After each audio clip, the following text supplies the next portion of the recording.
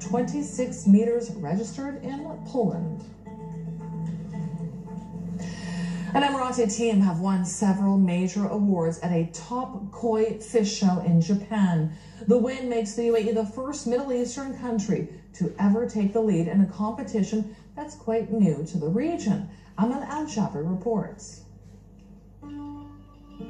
It's the ultimate world championship of koi fish beauty.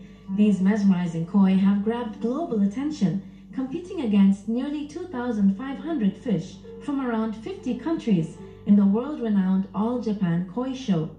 Last year, the UAE took part for the first time and won 2 gold medals. This year, they've come out even stronger, taking home 5 gold medals and nabbing the Botan Award, a major coveted prize.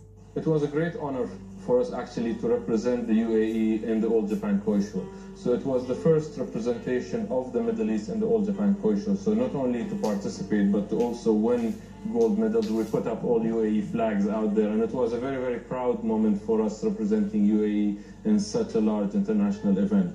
The national fish of Japan, koi, is considered a symbol of peace and is deemed the ultimate feng shui of Japanese culture, representing health, wealth, and prosperity. The best fish were first kept by emperors of Japan before the love of koi fish spread to the rest of the world. This is a relatively new hobby, especially in this part of the world. So could you please tell us more about how you first developed the interest in keeping koi? I've always loved fish, and since I was very, very young, about almost 10 or 11 years old, I started keeping fish. And I developed the passion for fish, so I started breeding different types of fish, like discus fish and angelfish.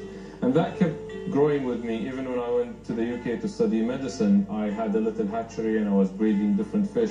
And I was actually selling some fish and helping me through med school kind of thing.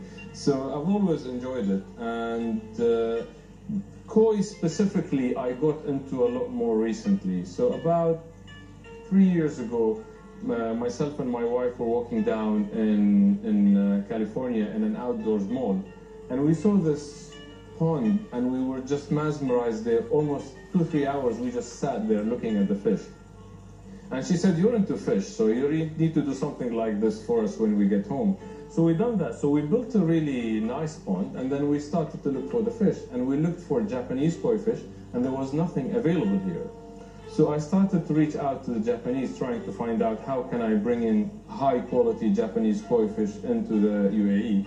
So I met Tony, my partner in Koi Water Barn, and then we basically said, let's bring koi to the Middle East, and that's what we have done. Since then, Dr. Haidar's passion evolved in high-end koi and koi appreciation, a hobby that involves specific criteria for judges to work on before handing out the big prize.